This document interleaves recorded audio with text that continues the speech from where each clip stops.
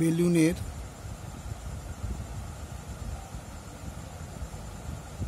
ব্যাস 2r equal to 27 বা r equal to 20/2 equal to 10 semi. তাহলে কি ছিল, একটি গোলাকাকৃতি বেলুনের মধ্যে প্রতি সেকেন্ডে 25 ঘন সেমি হারে বায়ু পূর্ণ করা হয়, তখন তার ব্যাস 20 সেমি। যখন বায়ু পূর্ণ করা তখন তার ব্যাসটা বলছে 20 সেমি, তখন তার ব্যাসার্ধ কী হারে বৃদ্ধি পাবে। তাহলে প্রশ্ন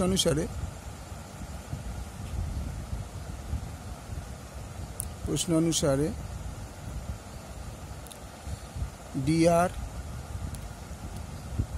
dr/dt equal to 25।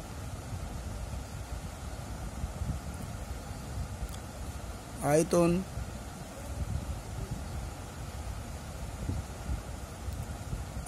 equal to v equal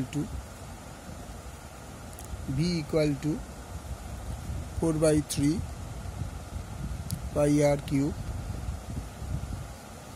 ঘন একক।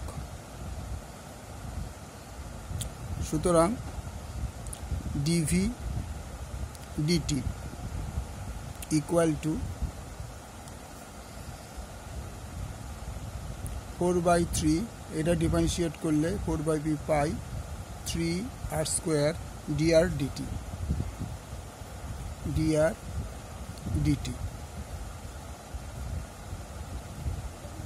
তাহলে কত দাঁড়ালো, এই 3 কেটে গেল, 4πr² dr dt। আবার এখানে dr dt করলে কি ছিল 25, তাহলে dr dt জায়গায় 25 বলে তার মানে কি dr dt করলে এটা হবে এই 25 হবে। আমরা কথাটাকে ঘুরিয়ে লিখছি, 4/πr² dr dt equal to 25, কারণ dr dt equal 25 পেয়েছিলাম, তাই 25।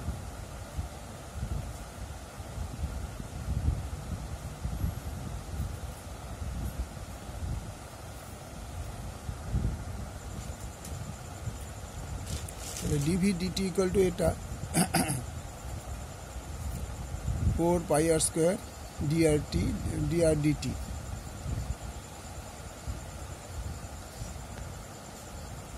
এটা dv dt equal to 25, তাহলে এই dv dt এর জায়গা আমরা 25 বসালাম, আর এই পোর্শনটা এই যেটা আসলো এইটা আমরা এখানে বসালাম।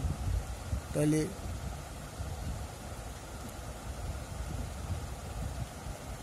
or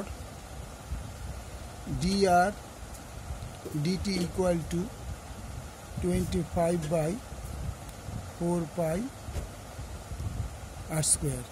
r equal to কত পেয়েছিলাম 10, 25/4 into 22/7 into 10 তার স্কোয়ার।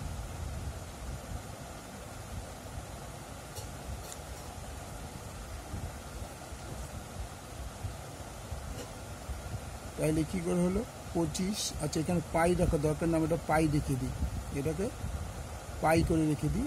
তাহলে 25 into 4 into পাই into 100, 25 25 4 25 100, তাহলে 1/16 পাই। তো সুতরাং